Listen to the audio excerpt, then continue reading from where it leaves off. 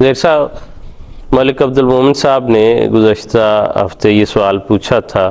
کہ کیا سحری کھائے بغیر روزہ رکھا جا سکتا ہے، تو اس کے متعلق اگر آپ ہمارے ناظرین کو بسم اللہ الرحمن الرحیم۔ اصل میں بات یہ ہے کہ سحری کھانا ضروری نہیں ہے لیکن مسنون ہے، اور بعض اوقات ایسی صورت پیدا ہو جاتی ہے کہ انسان کی نیت ہوتی ہے لیکن مجبوراً مثلاً صبح وقت پہ آنکھ نہیں کھل سکی،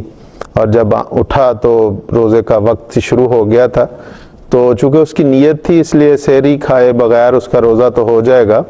لیکن حضور صلی اللہ علیہ وسلم کی سنت بھی یہی تھی، صحابہ کا بھی طریق یہی تھا۔ حضور صلی اللہ علیہ وسلم نے خاص طور پہ سحری کھانے کی بہت سی برکات بیان فرمائیں۔ ایک حدیث میں فرمایا تسحروا فإن فی السحور برکہ،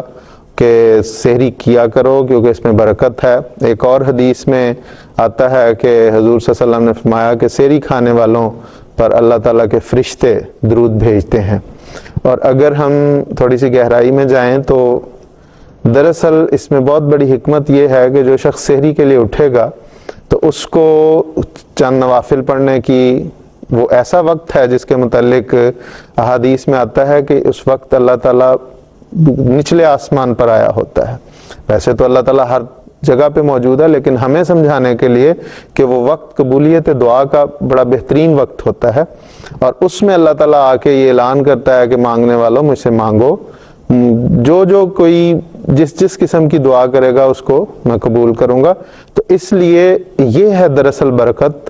اور یہ ہے وہ رحمت جو اس کے نتیجے میں ملتی ہے۔ اس لیے سحری کھانا اس طرح تو لازمی، یہ نہیں ہم کہہ سکتے کہ جس سے سحری نہیں کھائی اس کا روزہ نہیں ہوا، روزہ تو اس کا ہو جاتا ہے، لیکن وہ بہرحال ان برکتوں کو حاصل نہیں کر پاتا۔ اس لیے حضور صلی اللہ علیہ وسلم نے فرمایا کہ ضرور سحری کیا کرو، حضور کی سنت بھی یہی تھی، صحابہ کا طریق بھی یہی تھا۔ جی بالکل، جیسے آپ نے بیان فرمایا، مجھے ذہن میں قرآن کریم کے وہ الفاظ بھی آ رہے ہیں، وہ مستغفرین بالاسحار، جی بالکل، کہ سحری کے وقت جو ہے استغفار کرنے والے، اور اس کو خاص قبولیت حاصل ہے۔ تو اس لیے جہاں کھانے کی برکات ہیں اس سے دوسری برکتوں کا بھی موقع ملتا ہے، اس لیے